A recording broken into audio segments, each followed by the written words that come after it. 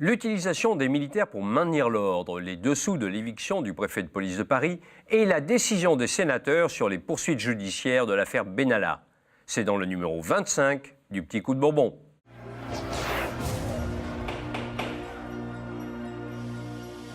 Et maintenant, le recours à l'armée. La dérive autoritaire de l'exécutif n'a décidément plus de limite. Voilà qu'il prend le risque de créer l'irréversible, de dresser durablement les Français les uns contre les autres, de faire couler le sang. Des moyens spécifiques seront donc déployés dès le week-end prochain, avec, et cela a été annoncé lundi par le Premier ministre, des brigades anticasseurs dédiées, l'usage de drones, l'usage de produits avec des marquages indélébiles, une zone de filtrage en amont et, le président de la République l'a indiqué ce matin, la mobilisation renforcée du dispositif Sentinelle pour sécuriser les points fixes et statiques conformément à la mission du dispositif Sentinelle. Sécuriser les bâtiments, oui, mais que se passera-t-il si des manifestants viennent au contact? Écoutons deux députés que généralement tout oppose. Quand on met des sentinelles par rapport vis-à-vis du terrorisme, ça veut dire qu'éventuellement, ils peuvent se servir de leurs armes. Est-ce que ça veut dire que samedi, ils vont éventuellement pouvoir se servir de leurs armes pour défendre les bâtiments?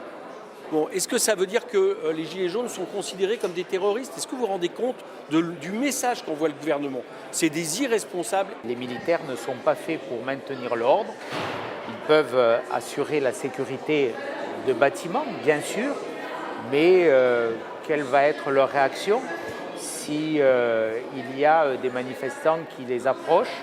Ils ne sont pas ni formés, ni dotés d'équipements de maintien de l'ordre. Donc, ils n'ont qu'une capacité, c'est de répliquer avec leurs armes. C'est une réponse, vous en conviendrez, qui est ultime. Même l'auteur de la loi anti-casseurs, le sénateur LR Bruno Retailleau, estime que le recours à l'armée est absurde. Voici ce qu'il déclare dans une interview au Point de cette semaine. « J'en appelle solennellement à Emmanuel Macron, chef des armées, responsable de nos institutions, garant du lien entre la nation et l'armée, pour renoncer à cette décision funeste. » Mais pour l'exécutif, désormais, il n'y a plus lieu de faire la distinction entre manifestants violents et manifestants pacifiques. On écoute Laurent Nunez à l'Assemblée, puis Christophe Castaner devant les sénateurs. Pour l'avenir et dès samedi prochain, nous partons du principe que ces rassemblements sont des rassemblements d'émeutiers qui ne visent qu'à causer des troubles et donc ils seront dispersés immédiatement, à la fois sur la base d'arrêtés d'interdiction et le cas échéant sur la base de la notion d'attroupement en vue de commettre des violences, et nous les disperserons immédiatement et s'il le faut, nous interpellerons massivement. Ce mouvement ne survit aujourd'hui que par la violence.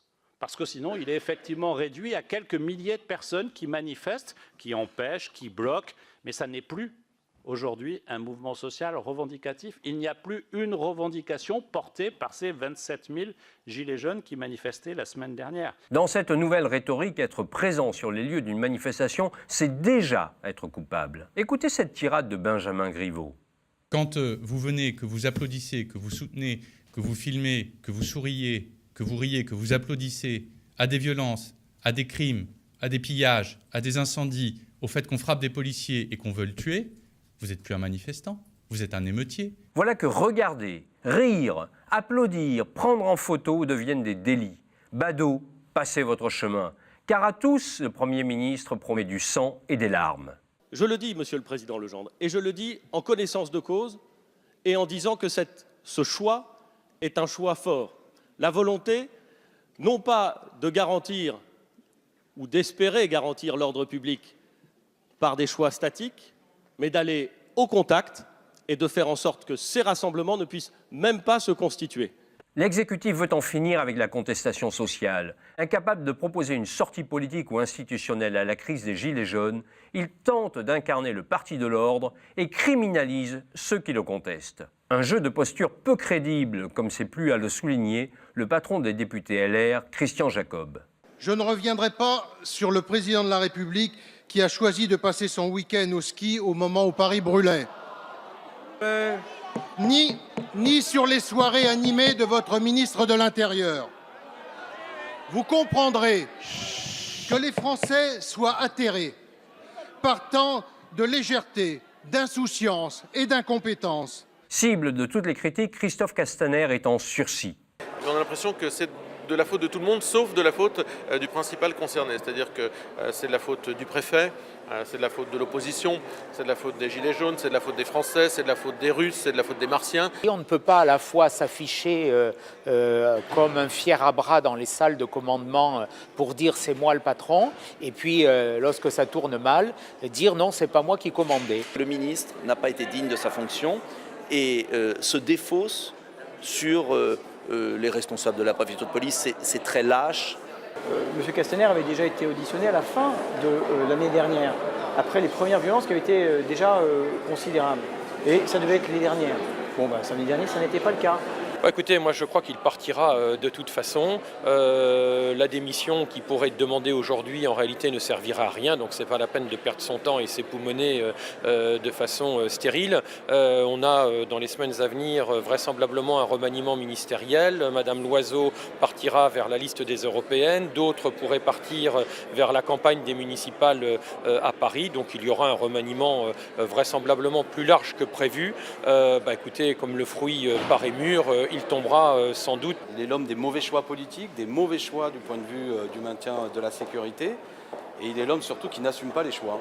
On peut s'interroger au bout d'un moment, est-ce qu'il n'y a pas, y compris presque une volonté gouvernementale, de mettre en scène ces violences pour peut-être se dire, regardez la preuve que les Gilets jaunes ont tort, c'est non pas parce que ce qu'ils porteraient, on va en discuter, leur exemple de justice sociale, mais parce qu'ils sont violents. La République est entre chien et loup. Chaque jour, l'état de droit se voit davantage piétiné par un pouvoir prêt à tout pour se maintenir. C'est lui, et lui seul, qui menace les libertés publiques. Officiellement, l'éviction du préfet Michel Delpuech sanctionne des dysfonctionnements dans le maintien de l'ordre sur les Champs-Élysées samedi 18 mars. Mais derrière ce limogeage, il y a une autre raison.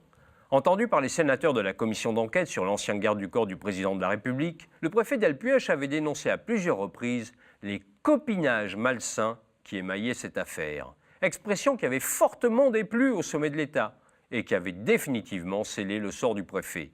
Coïncidence, le 15 mars, le directeur de l'ordre public et de la circulation de la préfecture de police de Paris, Alain Gibelin, a été relevé de ses fonctions. Devant la commission d'enquête de l'Assemblée nationale, il avait affirmé qu'Alexandre Benalla avait assisté à des réunions de sécurité pendant la période où il était officiellement suspendu. Version qui contredisait celle de l'Élysée. Il était ensuite revenu sur cette affirmation, plus ou moins spontanément. Alain Gibelin était par ailleurs le supérieur hiérarchique des 3 policiers mis en cause dans la transmission à Alexandre Benalla des images de vidéosurveillance de la place de la Contrescarpe le 1er mai. Depuis le début de l'année, Alain Gibelin était en congé maladie, victime d'un burn-out. Alors qu'Alexandre Benalla a été mis en examen hier pour port et détention non autorisée d'armes de catégorie B et pour immixtion dans l'exercice d'une fonction publique et violence volontaire en réunion sans incapacité, le bureau du Sénat a rendu ce matin sa décision sur les différentes demandes de poursuites judiciaires qu'avait formulées la commission d'enquête parlementaire. Outre Alexandre Benalla et Vincent Crasse, dont les déclarations étaient jugées susceptibles de donner lieu à des poursuites pour faux témoignages, le rapport de la commission reprochait à 3 proches collaborateurs du président de la République d'avoir retenu une partie significative de la vérité. Il s'agit d'Alexis Kohler, secrétaire général de l'Élysée, Patrick Stroda, directeur de cabinet du président, et du général Lionel Lavergne, le chef du groupe de sécurité de la présidence. Autrement dit, la garde rapprochée d'Emmanuel Macron. Malgré les pressions, le bureau du Sénat s'est rangé à l'avis de la commission d'enquête. Le parquet sera saisi des 5 signalements. À l'évidence, la perspective d'une réduction du rôle et du poids du Sénat par la future réforme constitutionnelle a eu raison de la prudence légendaire du Palais du Luxembourg. L'occasion était trop belle de faire la démonstration de l'utilité de la Chambre haute.